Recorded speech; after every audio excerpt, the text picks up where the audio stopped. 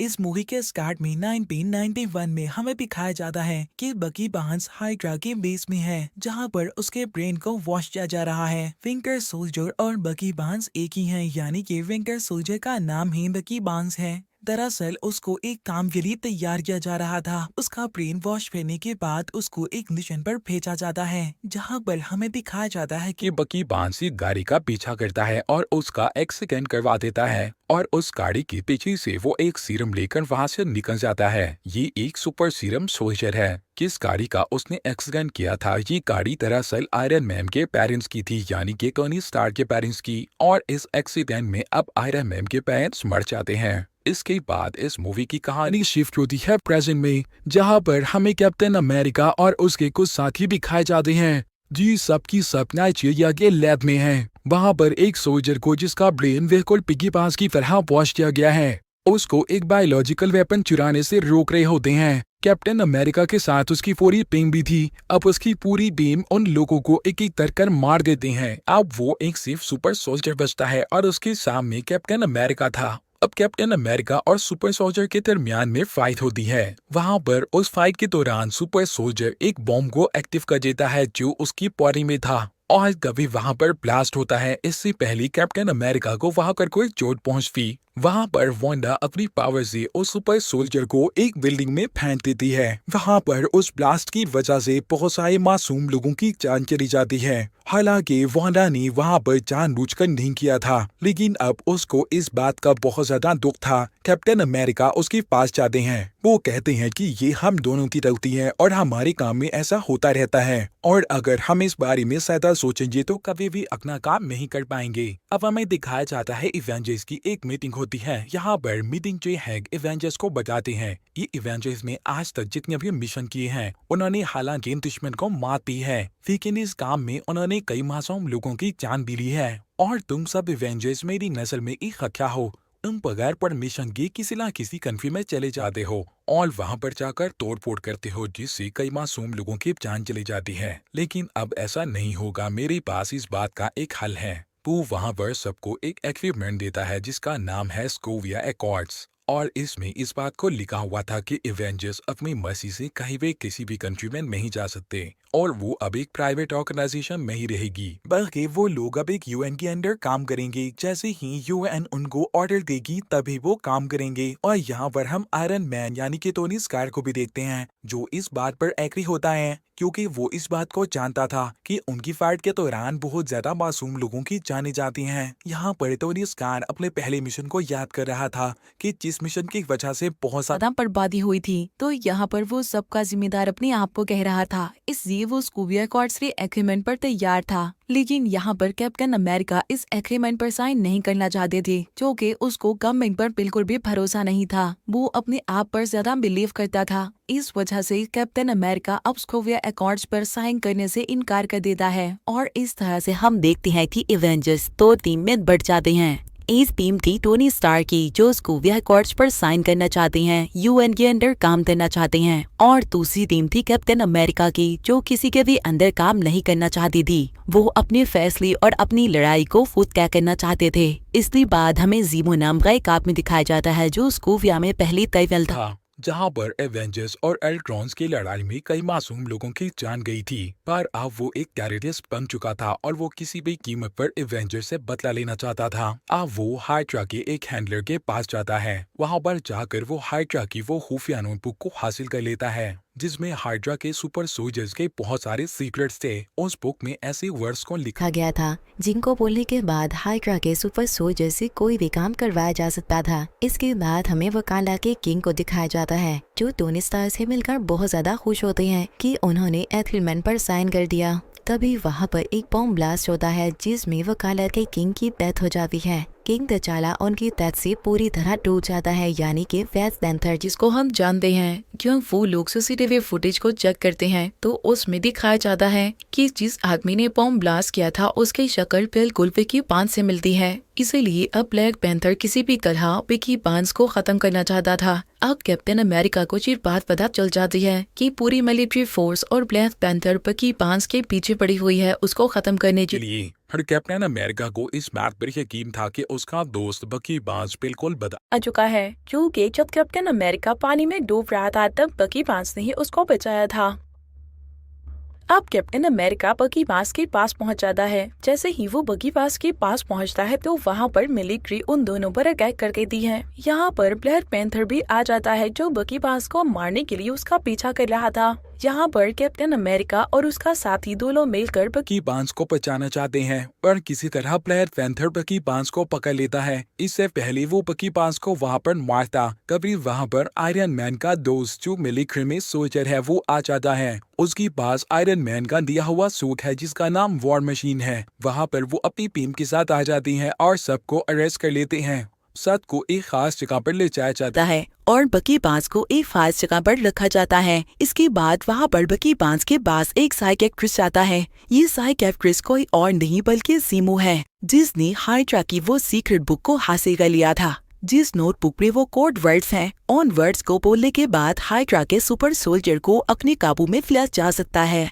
और जब ज़ीमो वहाँ पर उन वर्ड्स को बोलता है तो बकी बार्न्स का दिमाग पूरी तरह से घूम जाता है। अब वो पूरी तरह से ज़ीनो के कंट्रोल में था। तभी यहाँ पर कैप्टन अमेरिका और उसका साथी भी आ जाता है कि यहाँ पर बकी बार्न्स के सामने टिक नहीं पाते क्योंकि इनके वेपन्स को ले लिया गया था। यहीं पर आयरन मैन भी था, लेकिन उसके पास उसका सूट नहीं था। वो यूएम की बिना परमिशन के अपना सूट नहीं पहन सकता था क्योंकि आयरन मैन ने एग्रीमेंट को साइन किया था, लेकिन फिर भी उसके पास आयरन मैन का हैंड होता है जिससे वो बकी बार्न्स पर अटैक करता है। पर अपने सिर्फ हैंड से वो बकी बार्न्स को नहीं हरा सकता था। इसके बाद बकी बार्न्स टेरिस पे जाता है। वो एक हेलीकॉप्टर को लेकर वहाँ से जा रहा था। तभी वहाँ पर कैप्टन अमेरिका जाता है। वो इसके हेलीकॉप्टर को पकड़ लेता है और ये दोनों पानी में गिर जाते हैं। अब बकी बार्न्स यहाँ पर बेहोश हो जाता है। कैप्टन अमेरिका उसको उठाकर अपने साथ ले जाता है और जब बकी बार्न्स को होश आता है तो वो पहले की तरह नॉर्मल हो जाता है। तो वो यहाँ पर कैप्टन अमेरिका को बताता है कि हाइड्रा का प्रोग्राम आज भी मेरे दिमाग में है। उस आदमी ने मेरे सामने उन वर्ड्स को पढ़ा जिसे सुनने के बाद मेरी विंटर सोल्जर वाली पर्सनालिटी एक्टिव हो गई। वो साइबेरिया के बारे में जानना चाहता था।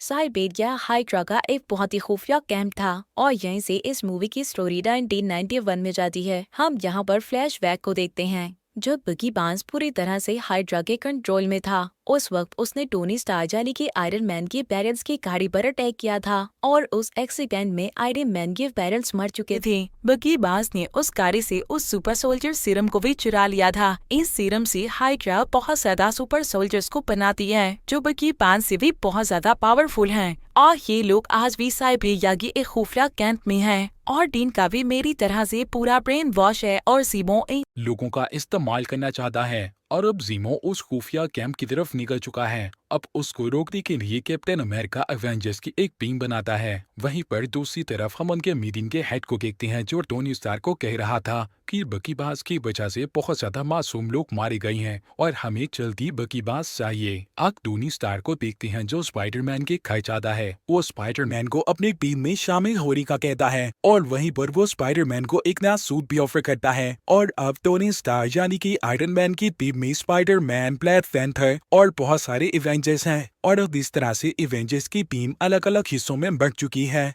अब ये दोनों टीम्स एक दूसरे के आमने सामने होती हैं। इन दोनों टीम्स के दरमियान जबरदस्त फाइट होती है। उस फाइट के दौरान जैसे ही कैप्टन अमेरिका को चांस मिलता है वो बकी बार्न्स को लेकर एक हेलीकॉप्टर में हाइड्रा के बेस के लिए निकल जाता है ताकि वो वहां जाकर ज़ीमो को रोक सके। कैप्टन अमेरिका और बकी बार्न्स को पकड़ने के लिए आयरन मैन और जेम्स स्टोन उनके प्लेन की तरफ उड़ते हैं और उनके पीछे फैल्कन भी होता है। जेम्स स्टोन फैल्कन से कहता है कि उसको नीचे गिरा दो और जब जेम्स स्टोन विजन से अपनी रेस छोड़ता है तो फैल्कन वहां से हट जाता है और उन्हीं रेस की वजह से जेम्स स्टोन नीचे गिर जाता है। मगर वो उसको बचाने के लिए उसके पास पहुंचते वो जमीन पर गिर जाता है और जेम्स स्टोन पूरी तरह से इंजर्ड हो जाता है। आयरन मैन यहाँ पर ब्लैक विडो को बताता है कि जेम्स स्टोन की रीढ़ की हड्डी में बहुत बुरी चोट आई है। आयरन मैन को यहाँ पर एक और इन्फॉर्मेशन भी मिलती है कि बकी बार्न्स से जो साइकियाट्रिस्ट मिलने आया था वो रियल नहीं था। उस आदमी का नाम ज़ीमो था। ज़ीमो ने असली साइकियाट्रिस्ट को मार दिया था और साइकियाट्रिस्ट के डेड बॉडी के पास उनको एक मास्क भी मिला था। ये मास्क किसी और का नहीं बल्कि बकी बार्न्स का था।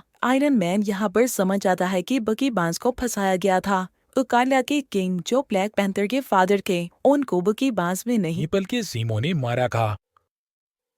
अब यहाँ पर टोनी स्टार्क आयरन मैन को अपनी गलती का एहसास होता है। वो वहाँ पर कैप्टन अमेरिका के साथियों के पास जाता है जहाँ पर उनको कैद कर रखा हुआ था। वो फैल्कन के पास जाता है और उसे ज़ीमो की सच्चाई के बारे में बताता है और साथ ही वो कहता है कि मुझे मेरी गलती का एहसास है, तुम मुझे बताओ कि कैप्टन अमेरिका कहाँ गया है। लेकिन यहाँ पर फैल्कन आयरन मैन को कहता है कि तुम्हें अकेले ही जाना होगा। वो ये नहीं चाहता था कि मिलिट्री की आर्मी भी उसके साथ जाए। इसके बाद टोनी स्टार्क हेलीकॉप्टर में बैठकर यहाँ से चला जाता है और जब वो हेलीकॉप्टर में बैठा होता है तो वो अपना आयरन मैन सूट पहन लेता है और वो साइबेरिया के लिए निकल जाता है। वहीं पर हम ज़ीमो को देखते हैं जो साइबेरिया के उसी कैंप तक पहुंच गया था जहां बर्ब की पास की तरह 5 और सुपर सोल्जर्स हैं। ये सबके सब स्लीपिंग चैम्बर के अंदर होते हैं। अब यहाँ पर आयरन मैन भी पहुंच चुका है जो बकी बांस और कैप्टन अमेरिका से मिलता है।